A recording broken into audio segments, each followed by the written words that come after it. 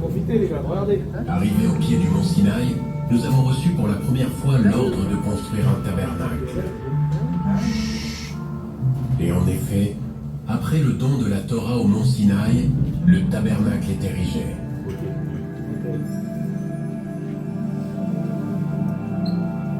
Le tabernacle est un temple transportable.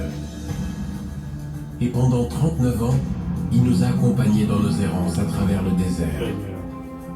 Il a été démonté et remonté à maintes reprises. Après être entré en Terre Sainte, Josué établit le tabernacle à Shiloh.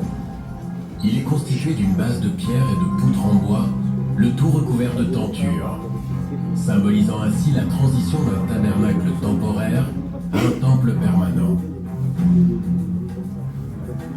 Shiloh sera pendant 396 ans le site le plus saint pour le peuple juif, le lieu de résidence de la Shrina, la présence divine.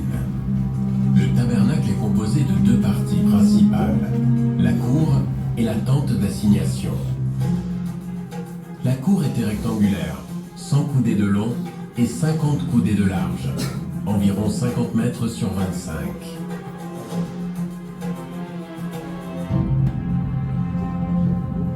Dans la cour se trouvait l'autel en bois recouvert de cuivre. Là, brûlait le feu éternel, sur lequel des sacrifices et des offrandes étaient faites chaque jour. Comme il est interdit de monter l'autel par des escaliers, les Kohanim, les prêtres, y accédaient par une rampe. Avant que les Kohanim ne commencent leur office dans le tabernacle, ils purifiaient leurs mains et leurs pieds dans le bassin de cuivre qui se trouvait entre l'autel et la tente d'assignation. On dit que lorsque des dons furent recueillis dans le désert pour la construction du tabernacle, toutes les femmes firent don de leur miroir de cuivre, à partir duquel fut fabriqué le bassin des ablutions. Dès le matin, les Kohanim entraient dans la tente d'assignation, le sanctuaire, pour y célébrer l'office du jour. 2 fois par jour, ils brûlaient de l'encens sur un autel plaqué or. C'était un mélange de 11 épices spéciales, qui étaient placées sur des braises et dont le parfum merveilleux se propageait au loin.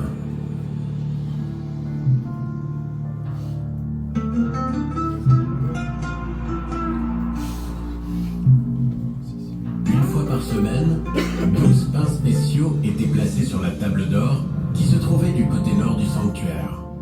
La préparation de pain de proposition était un secret transmis de père en fils. Chaque soir, on allumait la menorah à 7 branches, située du côté sud, face à la table. La menorah, fabriquée en or massif d'un seul tenant, était ornée de calices, de boutons et de fleurs. À l'extrémité de chaque branche se trouvait un réceptacle dans lequel on versait de l'huile d'olive pure.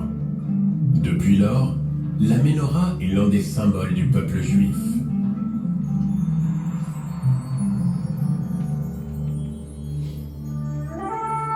Ce n'est qu'une seule fois par an, à Yom Kippour, que le Kohen Gadol, le grand prêtre, entrait dans le Saint des Saints. Là se trouvait l'Arche de l'Alliance, couverte par le propitiatoire, surmontée de 2 chérubins. Il se présentait sous la forme de 2 anges se faisant face, les ailes tendues par-dessus l'arche. À l'intérieur de l'arche se trouvaient les tables de l'Alliance. Les premières tables brisées par Moïse et les secondes intactes. Les tables de la loi et les tables brisées se trouvaient à l'intérieur de l'arche. C'est de là que la voix de Dieu se faisait entendre. Et je te parlerai du dessus de l'arche, d'entre les 2 chérubins qui sont au-dessus de l'arche de l'Alliance. Le tabernacle est un lieu de rencontre.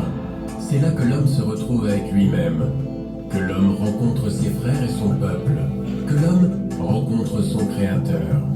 Le tout renferme bien plus qu'il n'y paraît. Les signes et les secrets recélés dans chaque partie du tabernacle et ses ustensiles sont innombrables et divins. Pendant 369 ans, le tabernacle demeura à Shiloh jusqu'à ce que la ville soit détruite par les Philistins. Il ira ensuite jusqu'à ce que Salomon construise le temple à Jérusalem. Mais aujourd'hui encore, dit-on, si vous vous tenez à l'endroit où se trouvait le tabernacle et vous respirez profondément, très profondément, vous pouvez sentir, ne serait-ce qu'un instant, l'odeur de l'encens qui imprègne encore les vestiges du sanctuaire.